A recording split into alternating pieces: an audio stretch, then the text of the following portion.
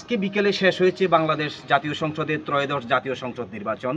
জাতীয় সংসদ নির্বাচনে বেসরকারিভাবে ফলাফল আমরা কিছুক্ষণ আগে ঘোষণা করেছিলাম, হয়তো আপনারা যেখান থেকেই পেরেছেন দেখেছেন। কিন্তু আজকে আমরা যে বিষয়টির উপরে এখন সংবাদ পরিবেশন করতে যাচ্ছি, আমরা আপনাদেরকে দেখাচ্ছি চট্টগ্রামের যে বিশেষ পরিস্থিতি বর্তমানে একেবারে থমথমে অবস্থা।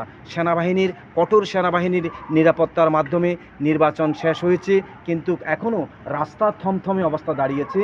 কোথাও কোনো যানবাহন ব্যাপক আকারে চলছে না, দুই একটি রিক্সা অটো রিক্সা চললেও সেনাবাহিনী ব্যাপক তৎপরতার মাধ্যমে আজকের এই চট্টগ্রাম শহরটাকে টোটাল একেবারে একটা সন্ত্রাস নির্মূল করার মতো একটি পরিস্থিতিতে যে দেশের আইনশৃঙ্খলা অনেকটাই উন্নতির দিকে বলা যায়। সেনাবাহিনী ত্রয়োদশ জাতীয় সংসদ নির্বাচনে যেভাবে কঠোর নিরাপত্তার মাধ্যমে চট্টগ্রামটাকে কন্ট্রোল করে রেখেছে, আমি মনে করি যে শুধু চট্টগ্রাম নয়, সারা বাংলাদেশই আজকে প্রশাসনিকভাবে অনেক উন্নতির দিকে এগিয়ে গেছে। শুধু চট্টগ্রামের আপনারা যে রাস্তাঘাটগুলো আছে আপনারা একটু দেখতে থাকুন, মাঝে মধ্যে দেখা যাচ্ছে সেনাবাহিনীর গাড়ি যাচ্ছে, দুই একটি সিএনজি যাচ্ছে, অটোরিকশা যাচ্ছে, তাও ব্যাপক কৈফিয়ত দিতে হচ্ছে। আপনারা দেখতে পাচ্ছেন যে ফ্লাইওভার দিয়ে একটি প্রশাসনিক গাড়ি যাচ্ছে, সেটি যাচ্ছে হয়তো বা বন্দর পতেঙ্গার দিকে, কিন্তু বন্দর পতেঙ্গার দিকে গেলেও আর দুই একটি গাড়ি খুবই কঠোরভাবে আপনারা দেখতে পাচ্ছেন রাস্তা একেবারে ফাঁকা জনশূন্য অবস্থা। যেখানে চট্টগ্রামের এখানে দুইটি ইপিজেড রয়েছে, একটি সি ইপিজেড এবং একটি কর্ণফুলী ইপিজেড।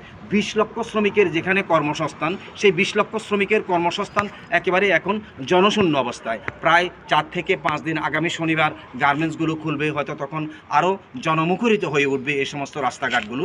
এই এতদিন পর্যন্ত রাস্তাঘাটগুলো একেবারে ফাঁকা হয়েছে। আপনারা দেখতে পাচ্ছেন লাইট জ্বলছে, ফ্লাইওভার দিয়ে তেমন কোনো গাড়ি নেই, প্রশাসনিক গাড়ি দুই একটি টহল দিচ্ছে। আপনারা দেখতে পাচ্ছেন প্রশাসনিক গাড়ি দেখা যাচ্ছে রাস্তায়, দুই একটি প্রশাসনিক গাড়ি যাচ্ছে, লাইটের হেডলাইট জ্বালিয়ে যাচ্ছে।